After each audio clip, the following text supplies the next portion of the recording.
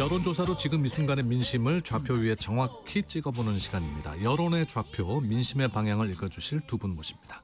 윤희웅 오피니언스 대표, 김봉신 메타보이스 대표 나오셨습니다. 어서 오십시오. 네, 안녕하십니까. 네, 명절 잘 보내셨습니까? 네, 예, 잘 보냈습니다.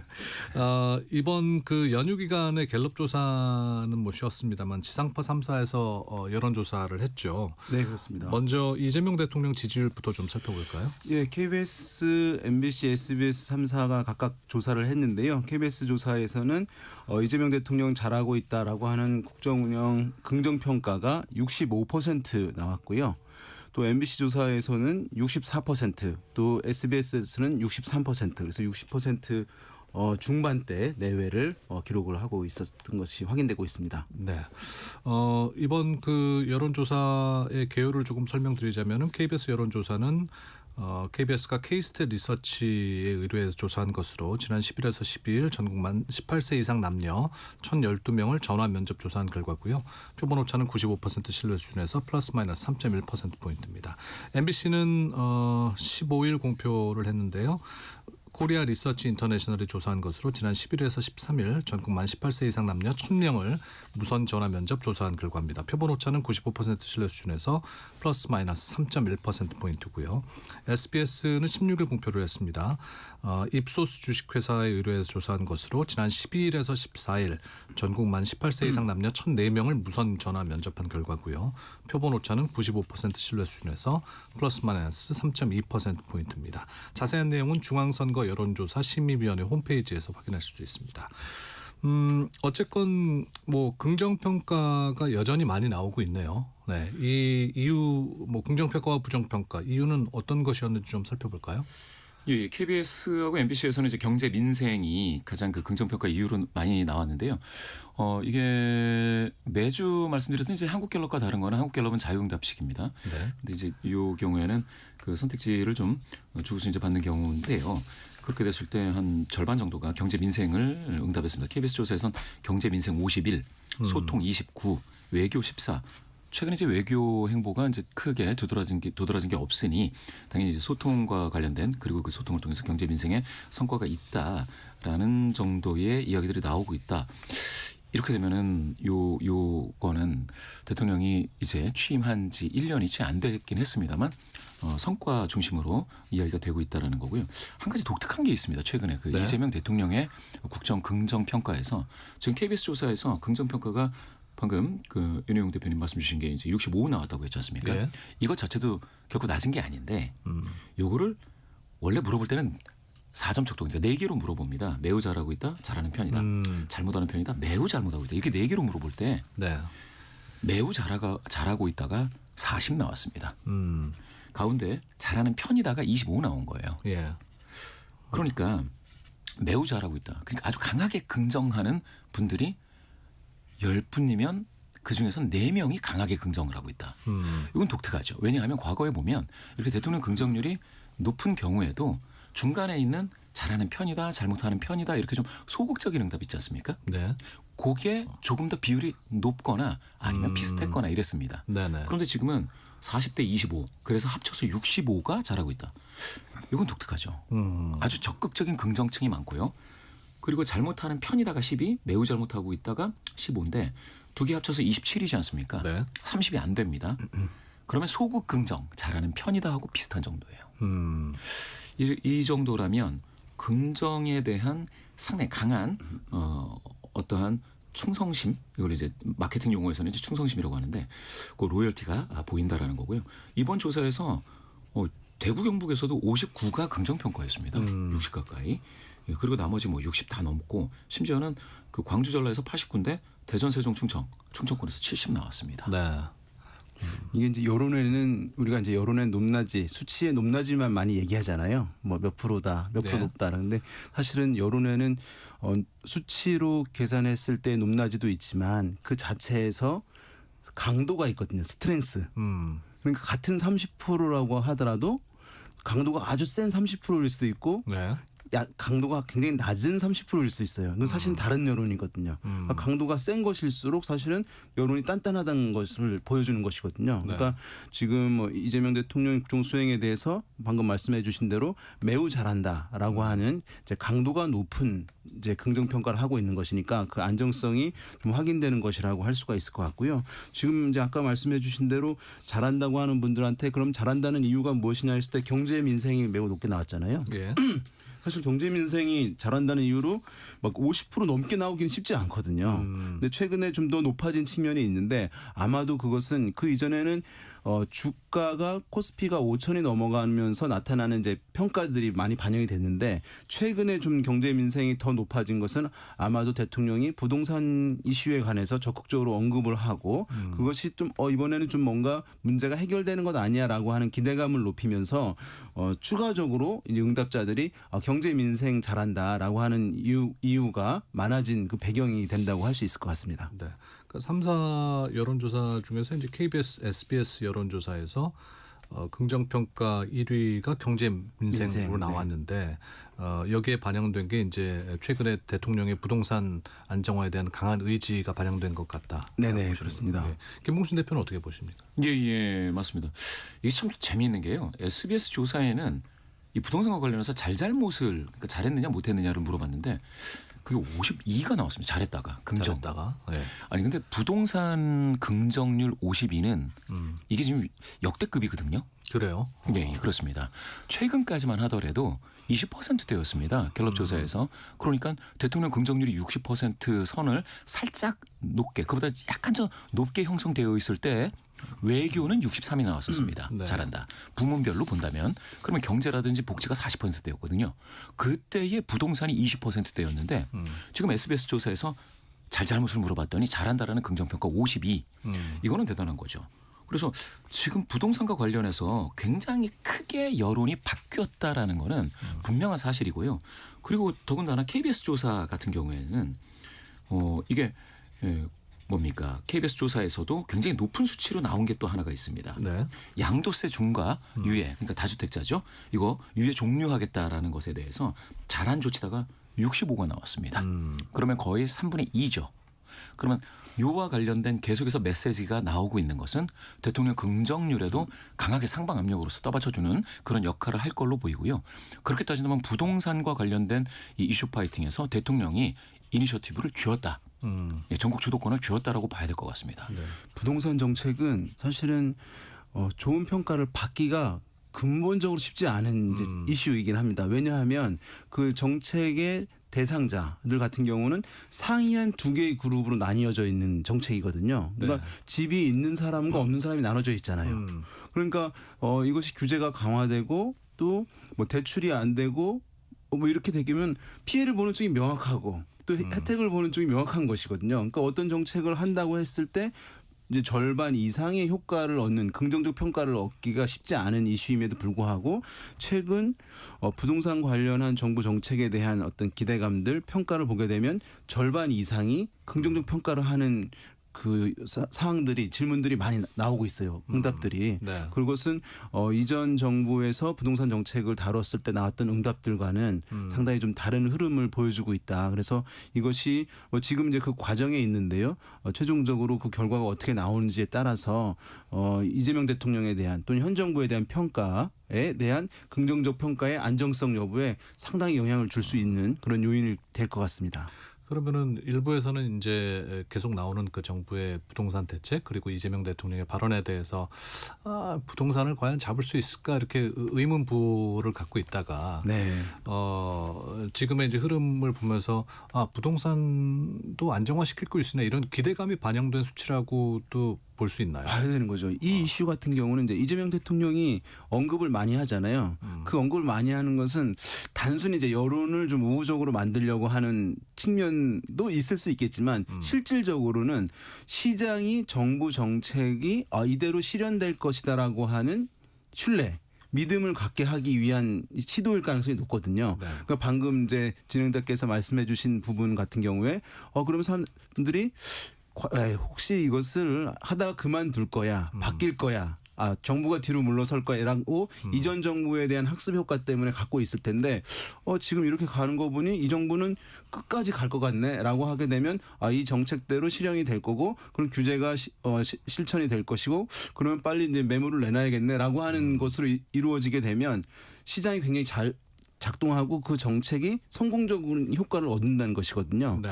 그런 측면에서 봤을 때 그런 이제 방금 말씀하신 흐름들이 약간 이제 사람들의 인식에 반영이 되어서 실제 효과로도 나타날 가능성이 좀 높아지고 있는 것 아닌가 이런 전망들이 나오고 있습니다. 네. 자, 지방선거 살펴보겠습니다. 6.3 지방선거가 이제 103일 앞으로 다가왔습니다. 여러 곳이 이제 격전지로 보이는데 서울 지역 조사 결과 어떻게 나왔습니까? 예. 서울 지역 조사 결과 이 지방선거는 각 지역을 각각 따로 조사한 결과입니다. 네. 예. 서울 KBS 같은 경우는 정원호가 44 그리고 오세훈 31 나왔고요. MBC는 정원호 40, 오세훈 36, 4%포인트 격차죠. 그럼 오차범위 이내입니다.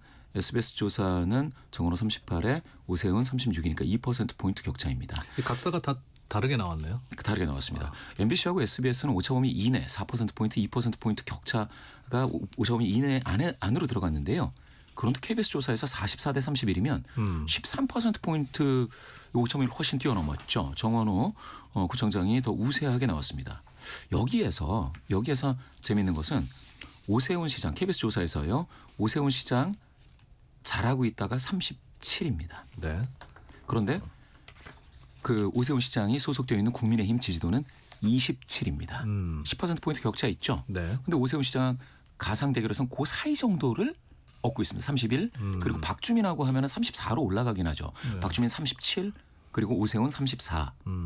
이렇게 되어 있는데 그러면 오세훈 시장 입장에서는 자기를 잘하고 있다고 평가하는 그 평가하는 응답마저도 다 지지자로 끌어오고 있지 못하다. 그러네요. 그런데 정당 지지도는 27로 되게 낮다라고 한다면 지금 국민의힘 정당 지지도에 의해서 자기가 발목 잡히고 있지 않나 이런 생각을 하게 될 것 같고요. 그리고 전반적으로 보면 서울은 사실상 보수세가 조금 더 세다라고 봐야 되거든요. 그런데 각사에서 하는 거에서 오세훈 오차범위 이내건 바뀌건 이기지 못하고 있습니다. 지금. 네. 심지어 KBS 조사에서 박주민한테도 3%포인트 격차 5.5 이내이기는 하지만 밀리는 것처럼 보이는데요. 이렇게 따지면 오세훈 시장 연초 조사 대비 지금 상황이 조금 미세하지만 더 안 좋아지고 있는 거 아닌가. 그리고 서울이 이 정도면 전국적으로도 국민의힘이 조금 고전하게 될 것 같은 방향으로 약간 흐른 건가. 이러한 결과이고요. KBS 조사는 같은 기관의 조사이고 같은 KBS, MBC, SBS 모두 다 가상번호 전화 면접인데요. SBS 조사 기간이 약간 다릅니다. 11, 12, 13에 조사한 걸로 보입니다. 네. 경기도 살펴볼까요? 경기도에서는 이제 민주당에서 이제 후보들이 많이 나왔죠. 네. KBS 조사 위주로 말씀을 드리게 되면 경기도지사 출마가 거론되고 있는 후보들 이제 후보 적합도를 질문을 했는데요. 뭐 이름만 부르겠습니다. 추미애 19%, 김동연 15%, 김문수 13%, 한준호 7%, 유승민 7%, 이준석 7% 이제 이런 수로 나왔고 뭐 다른 이제 조사들도 비슷한 흐름을 보여주고 있는데요. 지금 현직인 김동연 지사가 이제 1위로 나오던 조사 결과들도 많이 있었는데 최근 조사들 보게 되면 방금 소개드린 조사도 그렇습니다만은 지금 이 수치상은 두 번째로 그러니까 1위는 추미애 의원이 가장 높게 나오고 있는 그런 상황이고요. 이 조사 결과들 이제 보시게 되면 이제 더불어민주당의 후보들이 많이 있고 서울에 비해서 경기도가 좀 더 이제 민주당 지지세가 강하다라고 평가를 많이 하고 있거든요. 그런데 그러면 경선이 굉장히 뜨겁게 이루어질 것인데 민주당 지지층에서의 결과를 보게 되면 추미애 33, 김동연 23 이렇게 나오거든요. 그러니까 민주당 지지층에서는 격차가 좀 더 커지는 흐름들 나타나고 있습니다. 그래서 지금 현직 프리미엄을 갖고 있는 김동연 지사가 지금 추미애 의원에 비해서 약간 수치상 밀리고 있는 흐름이 있어서 더불어민주당의 경기도지사 경선 관련한 결과가 상당히 이제 좀 주목이 되고 있는 상황이라고 하겠습니다. 근데 막상 국민의힘에서는 출마를 공식화한 사람은 없잖아요. 그렇죠. 유승민 안 나오겠다고 본인은 안 나온다고 라고 했는데 네. 나오면은 굉장히 강한 후보라고 이제 생각이 됐는데 지금 방금 윤영 대표님 읽어주신 요 수치에 따르면 다자적합도에서 유승민 전 의원이 나온다고 하더라도 한 자릿수입니다. 이렇게 되면은 좀 글쎄요. 지금 경기도에서는 그러면은 국민의힘이 뭔가 힘을 내는 그런 거는 좀 안 보이고 있다. 네. 결국 그러면 추미애 대 김동연의 어떤 당내 경선이 가장 뜨거운 그런 상황이 됐습니다. 네. 실제로 우리 서울과 이제 경기도 비교할 때 이제 서울이 좀 보수적이다 이렇게 얘기를 하잖아요. 그러니까 예. 서울에 이제 한 최근 10년 동안 서울에서 좀 진보적 성향이 강하신 40대, 50대 이제 분들이 경기도로 이주를 많이 했습니다. 그러다 보니까 경기도만 놓고 봤을 때는 40대, 50대의 비중이 다른 지역보다 상당히 높아요. 고령층에 비해서도 높은 흐름들을 보여주거든요. 네. 그러다 보니까 민주당이나 진보 진영에 있는 후보들의 경쟁력을 상당히 보이는 측면들이 있어서 방금 말씀하신 대로 이제 국민의힘에서는 후보난이 좀 있는 상황에다가 또 이것이 나온다 하더라도 좋은 결과를 갖기가 쉽지 않다는 판단이 있기 때문에 의사를 밝히는 인물도 지금 많지 않은 그런 상황인 것 같습니다. 선뜻 나서는 사람이 없다는 말씀인 예. 거죠. 예. 부산 한번 살펴보겠습니다. 부산은 어떻습니까? 예. 부산은 가상 대결 전재수 이거 KBS 조사입니다. 네. 전재수 40에 박형준 30, 10% 포인트 격차가 났습니다. 그런데 이 조사에서요. 재미있는 건 전재수가 지금 40, 박형준이 30, 10% 포인트 전재수가 이긴다고 말씀드렸는데 예. 정당 지지도는 38대 38 동률입니다. 그렇습니까? 예. 그러면은 박형준 현 시장은 정당 지지도보다도 낮은 30, 그러니까 8% 포인트 격차가 있죠. 그보다 8% 포인트 덜 나왔습니다. 이렇게 보면은 박형준 시장이 조금 분발해야 되는 상황이 됐습니다. 더군다나 이제 박형준 시장에 대해서 평가를 해버리면 잘하고 있느냐 못하고 있느냐 그러면 42%는 또 잘하고 있다고 하거든요. 그런데 정작 전재수 의원하고 양자 가상 대결을 붙이면 그러면 이렇게 격차가 벌어지는 거예요. 이건 부산 민심이 어떻게 돌아갈지를 한번 진짜 끝까지 지켜봐야 될 것 같습니다. 네. 그 인물에 대한 그 이 퍼센티지는 차이가 나지만 예. 그거는 정작 선거에 가서는 잘 알 수가 없는 알 수가 거죠. 없는- 상대하고 이제 상대 평가를 하는 거니까. 예.